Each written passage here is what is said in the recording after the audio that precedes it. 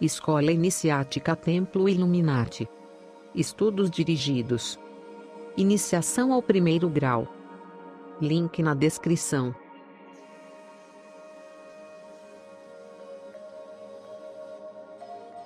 Na formação do universo, o primeiro princípio era o intelectual, vivificador de todas as coisas.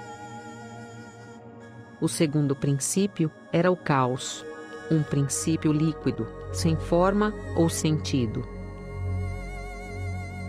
Da união desses dois princípios, veio a existir o universo.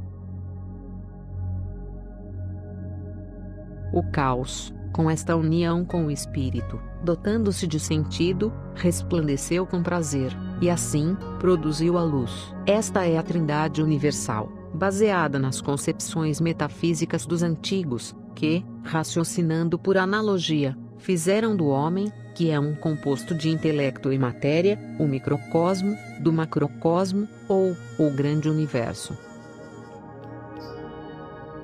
Este universo visível, de espírito e de matéria, é apenas uma imagem concreta da abstração ideal. Foi construído com base no modelo da primeira ideia divina.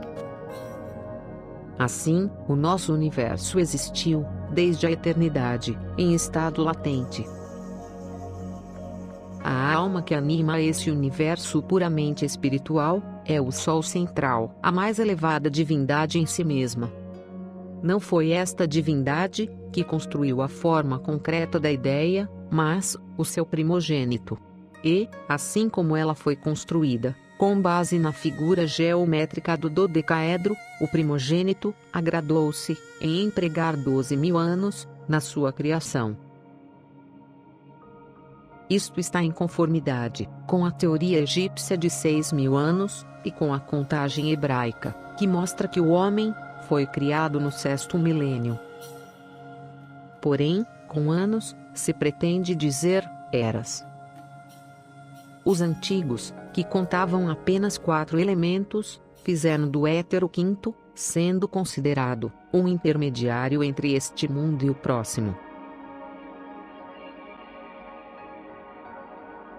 Tudo o que há de organizado neste mundo, tanto as coisas visíveis, como as invisíveis, tem um elemento que lhe é próprio.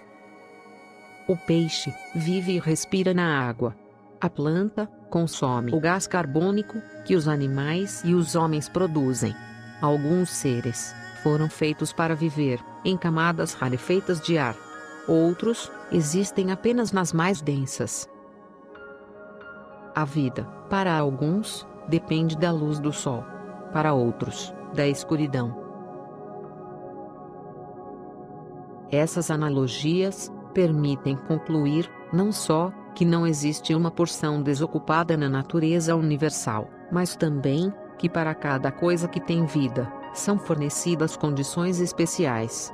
E, tendo sido fornecidas, elas são necessárias. Assim, admitindo-se que há um lado invisível, as condições fixas da natureza autorizam a conclusão de que essa metade está ocupada, como também a outra, e de que cada grupo de seus ocupantes está provido das condições indispensáveis de existência.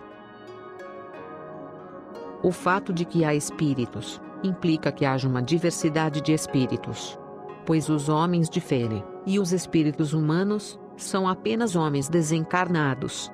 Dizer que todos os espíritos são semelhantes, ou foram feitos para viver na mesma atmosfera, ou que possuem poderes iguais, ou são governados pelas mesmas atrações, é tão absurdo quanto dizer que todos os planetas têm a mesma natureza, ou que todos os animais são anfíbios.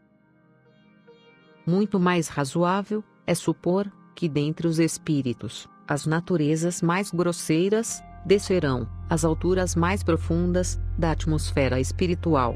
Em outras palavras, estarão mais próximas da Terra. Ao contrário, as mais puras estarão mais longe. Porfírio apresenta-nos alguns fatos repugnantes cuja veracidade está consubstanciada na experiência de todo estudioso de magia.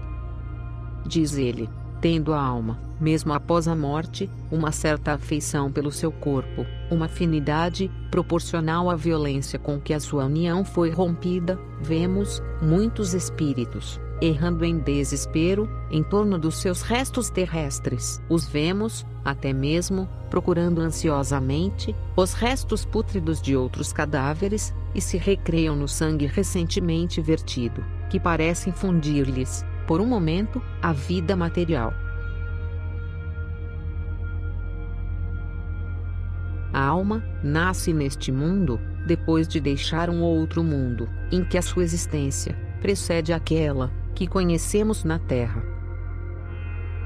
Assim, os deuses que consideram a sua conduta, em todas as fases das várias existências, a punem às vezes, por pecados cometidos durante uma vida anterior.